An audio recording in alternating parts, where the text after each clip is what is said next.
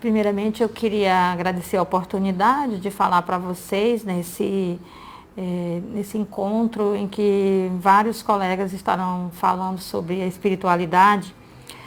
E eu vou falar sobre a mística judaica, que é chamada de Cabala.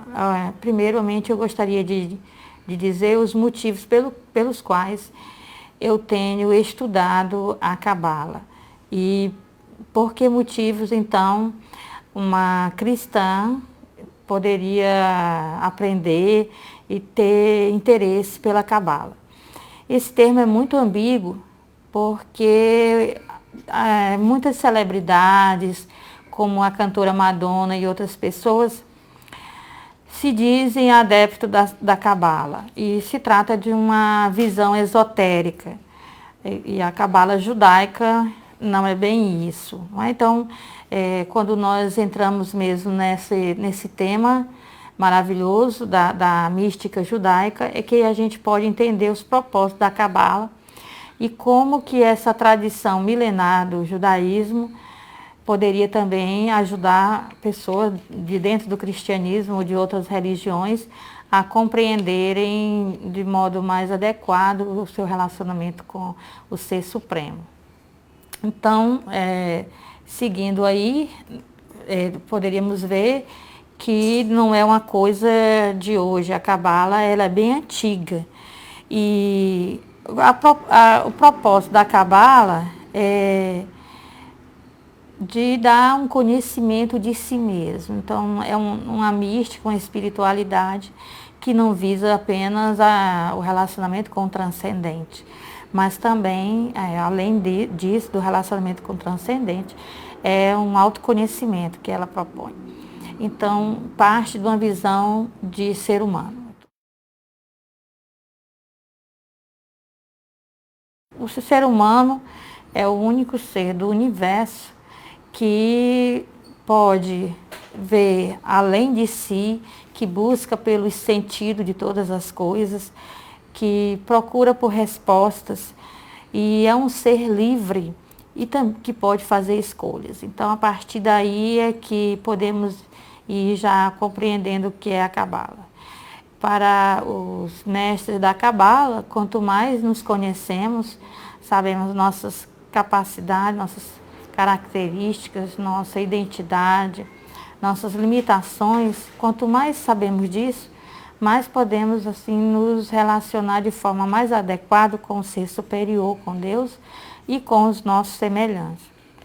Então, parte mesmo de uma antropologia, de uma visão a respeito do ser humano. Então, o ser humano, esse como o único ser do universo que busca pelo sentido, busca as respostas e busca o transcendente também dentro de si. Encontra uma voz interior, uns insights, que lhe dão insight, que lhe ajuda a viver nesse mundo. Então, o ser humano também quer superar a sua natureza interna, as suas más inclinações, procura conhecê-la e superá-la. Então, para a Cabala, o ser humano está em busca de aperfeiçoar-se. E aperfeiçoa-se quando não foge do mundo, mas conhece a si próprio e o seu papel dentro do mundo. E compreende o mundo que está à sua volta. Então, é mais ou menos isso que ela traz para o ser humano. Quem se aventura na Cabala judaica acaba tendo um autoconhecimento mais profundo. Então, parte da consciência humana, como no dizer de Viktor Frankl, que é um psiquiatra judeu, a consciência humana é o nosso umbigo espiritual. Então, ele é aquilo que nos remete a uma origem. Assim, o umbigo no corpo é uma cicatriz que nos remete a uma origem, que tivemos origem em outro ser e estivemos em relação com esse ser, que é nossa mãe. Antes mesmo de entrarmos nesse mundo, já estávamos em relacionamento já dependíamos desse ser. A consciência seria algo análogo, análogo ao umbigo. O que o umbigo é para o corpo seria a consciência para a dimensão espiritual. Então, partindo dessa cicatriz espiritual, desse umbigo espiritual, que é a consciência, o ser humano percebe que ele tem origem em alguém com quem ele se relaciona. E a partir disso é que ele parte para um relacionamento mais aprofundado com esse ser supremo, fortalecer esses laços que ele já acredita ter, já intui ter, a partir do insight, e ele percebe esse ser supremo como a Ein Sof, que é na Cabala o nome que mais se dá a Deus, o título que se dá a Deus. E ao pé da letra seria a Ein Sof, seria sem fim. Então ele é aquele que é indefinido, ilimitado, aquele que está para além de tudo que eu possa dizer dele ou pensar sobre ele. Mas esse Ein Sof também é uma voz que está dentro de mim. Então, a Cabala ela é muito bíblica. Então, o Deus da Bíblia não é um Deus que se vê, mas é um Deus que se escuta. E se relaciona com ele a partir da palavra dele que está no íntimo do coração. Tá? Então, a Cabala, ela vai se remeter também a esse dizer de Deus, que a Bíblia também está presente no nome que é indizível. E remete também a tradições muito antigas, que é a tradição do profeta Ezequiel. Os cabalistas acreditam que esse insight que o profeta Ezequiel teve após a destruição do templo de Jerusalém pelo Império Babilônico, em cerca de 587 a.C., o profeta abre o livro com uma visão de que a glória de Deus sai do templo e se dirige para a Babilônia, para estar com aqueles que foram para a Babilônia. Então, a partir daí, a Cabala acredita que a glória de Deus está dentro do ser humano, onde quer que ele esteja, e ela não é algo que seja limitado a liturgias, a ritos, a sacerdócio, a templos, mas ela é uma glória que se apresenta no interior dos corações.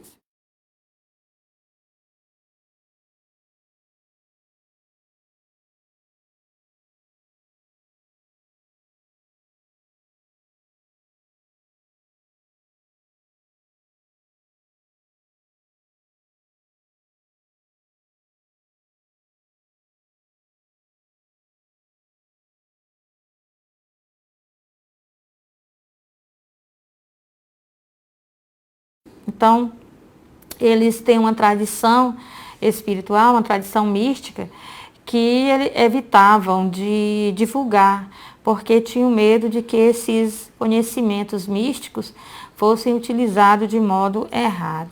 Então, aquele que recebia essa tradição dos conhecimentos místicos, das explicações sobre Deus, sobre o dom de Deus, os dons de Deus, sobre os insights e sobre a forma adequada de se relacionar com ele, a esses diziam que tinha recebido de alguém. E Kabbalah em hebraico quer dizer exatamente aquilo que foi recebido.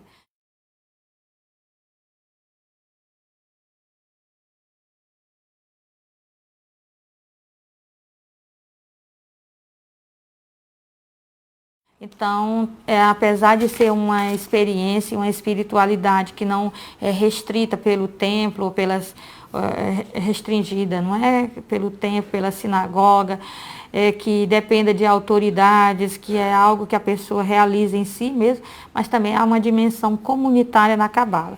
As pessoas, elas estão ligadas e juntas, a partir de forte vínculo de companheirismo, elas buscam esse conhecimento. de Deus, esse conhecimento místico. Então não é algo assim esotérico, né? E eles acham que na escritura, a escritura existe códigos ou existem coisas que não são percebidas na leitura no sentido literal da escritura, que eles chamam de sode, um segredo, ou um enigma. Existe na escritura, nas Sagradas Escrituras, um sentido que só pode ser percebido por uma iluminação interior. Os discípulos de Jesus, após a experiência que tiveram com a ressurreição do Cristo, eles encontram na Escritura explicações para o que aconteceu com Cristo. Isto porque eles percebem um sentido oculto nas palavras, código nas palavras, coisas que numa leitura superficial ou no sentido só literal não encontrariam. Então, eles dizem, os mestres cabalistas, que a cabala, sem a ética das escrituras, sem a ética da Torá, do Pentateuco, sem a ética dos mandamentos, ela é uma concha vazia. E por isso é muito estranho para a mística judaica essa cabala esotérica que nós vemos hoje na pós-modernidade. Isso é algo estranho, porque a espiritualidade judaica, ela sempre indica um serviço ao outro. O amor a Deus se equipara com o amor ao próximo. Então, quando ela é afastada da escritura, ela se torna algo muito estranho aos propósitos.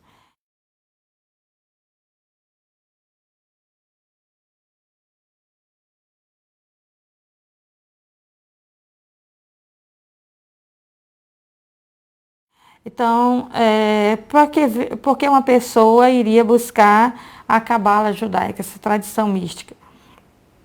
Porque a pessoa precisa controlar os egos, as emoções, o egoísmo, e essa tradição mística ajudaria a se conhecer melhor, conhecer os seus limites e então poder ser um ser humano melhor, um ser humano mais inteiro, mais integral e a serviço do outro. Então, buscar mais a Deus dentro de si mesmo, a partir do autoconhecimento, para poder servir melhor ao outro, ao próximo.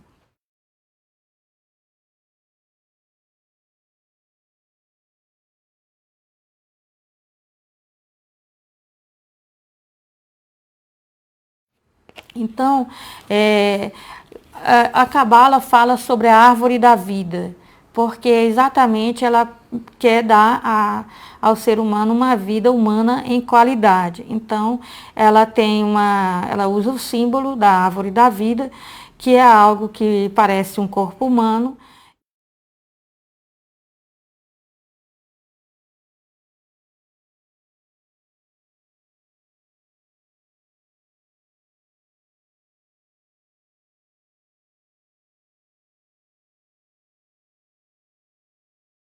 São ao todo 10 safiras ou 10 sefirotes, como eles chamam, que vem a sefirá, não é? Que é o singular, as sefirotes no plural, que vem do radical hebraico, saper, que quer dizer revelar ou comunicar, porque a pessoa tem insights.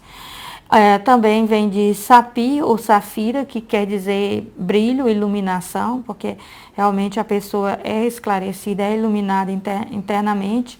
E safar ou serfar, que quer dizer limite ou fronteira.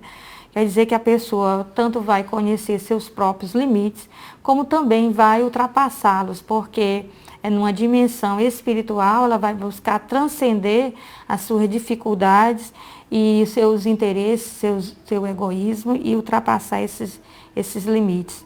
Então, saber até onde pode ir, respeitar os limites e também ultrapassar aqueles limites que deverão ser ultrapassados, como esses limites do egoísmo e de colocar em primeiro lugar os interesses pessoais.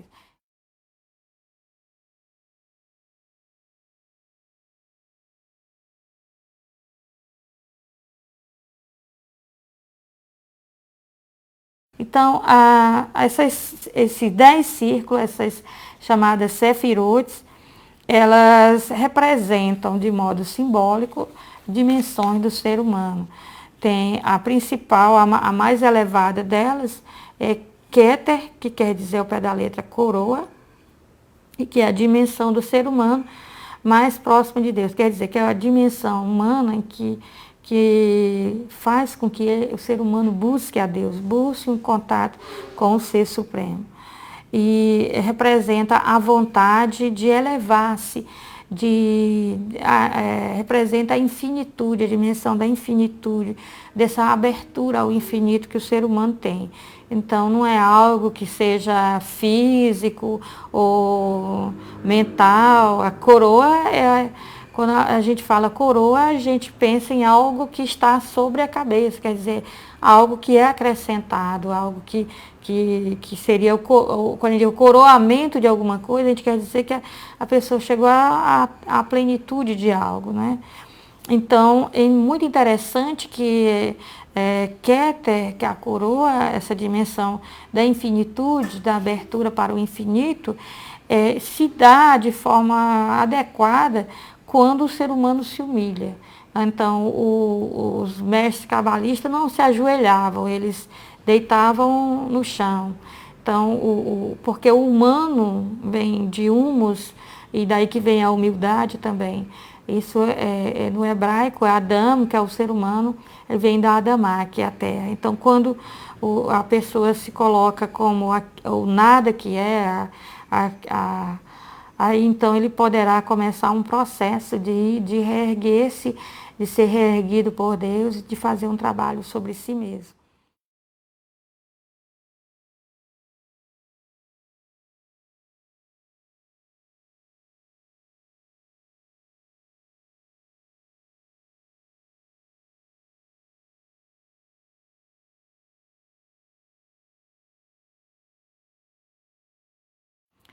Abaixo de Keter tem a sabedoria, que é Rokhmah, e é a criatividade, representa a criatividade, a inspiração e a cosmovisão. Então, quando a gente tem uma visão de mundo, a gente acaba e não sai dessa visão de mundo, fica só presa na visão de mundo que nós temos, nós tomamos às vezes decisões inadequadas, não é?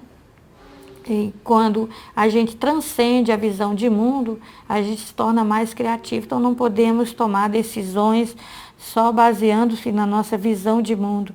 E essa Sefirá, ela nos convida a isso.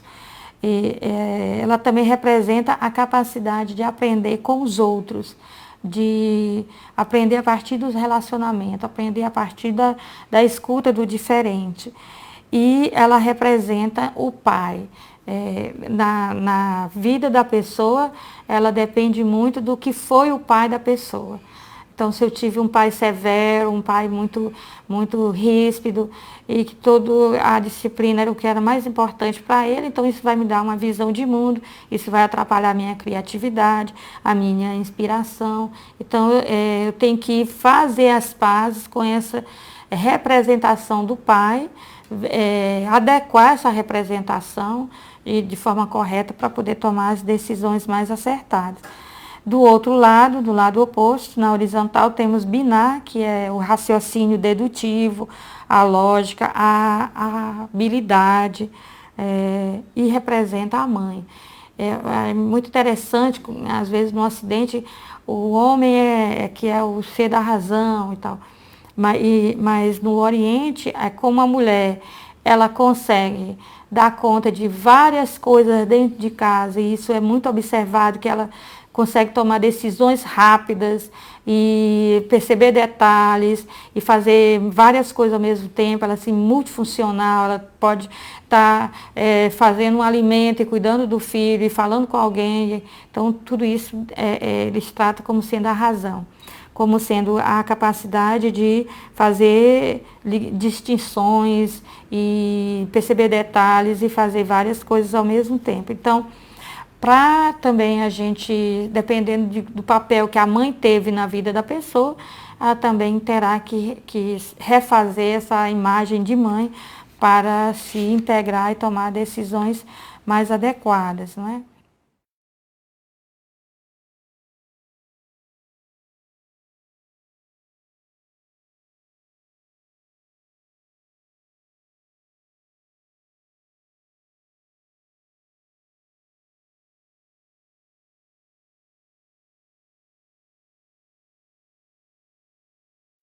Então, abaixo dessas três sefirotes que eu falei, que é a coroa, Keter, depois Hokmah, que é a sabedoria, e Binah, que é a inteligência, não é?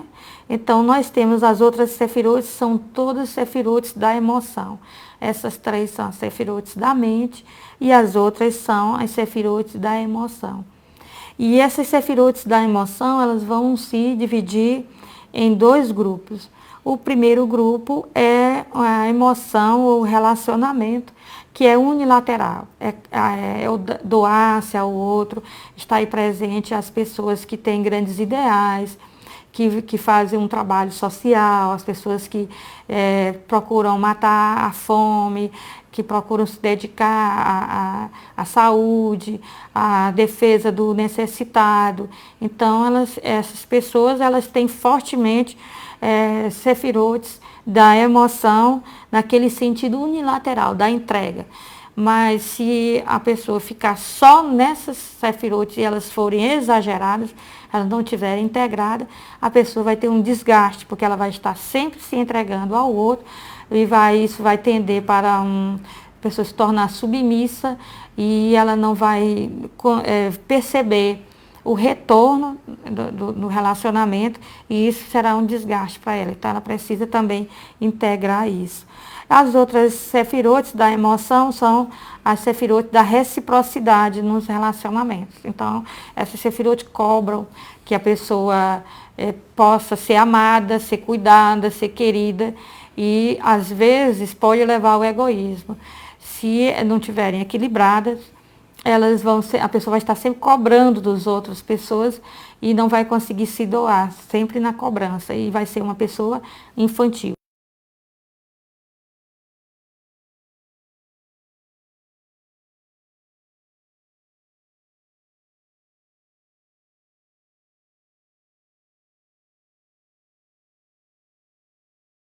Bom, basicamente é isso.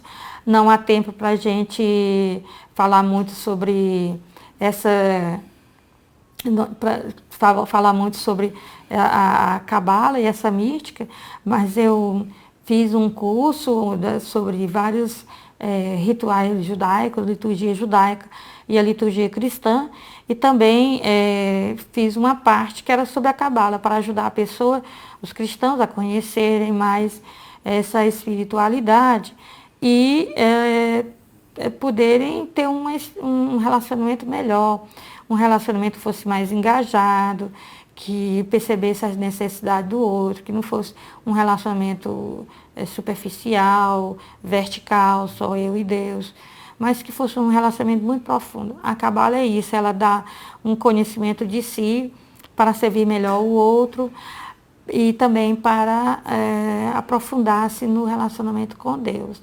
Então é uma mística muito interessante, merece ser estudada. E se vocês quiserem, vamos deixar aqui, né, para vocês também uma indicação desse DVD que foi produzido a partir desse curso que eu mencionei agora.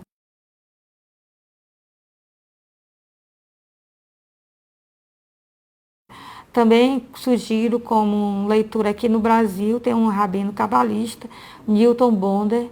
Eu sugiro os livros deles, principalmente A Cabala do Dinheiro, porque para a espiritualidade judaica é preciso a pessoa saber lidar com as propriedades. Então ele escreveu um livro chamado A Cabala do Dinheiro, que é um livro que ajuda a pessoa a saber que ela deve lutar para crescer profissionalmente, para crescer nas propriedades, mas ela não deve ser gananciosa. E como lidar com as propriedades, a gente chamou Cabala do Dinheiro. Outra coisa é a Cabala do Alimento, é como que a forma o que eu vou ingerir, a forma como eu faço isso, me diz muito de quem sou eu, e também escrever um livro sobre isso, não é?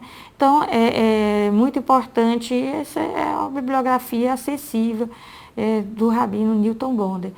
Eu acho que aqui no Brasil, em português, é ele que tem escrito e tem ajudado muita gente. Para quem já tem um conhecimento mais aprofundado, vai achar que esses livros são para iniciante. Agora, para quem está curioso, está querendo saber um pouco mais, esses livros são muito bons. Muito obrigada pela oportunidade.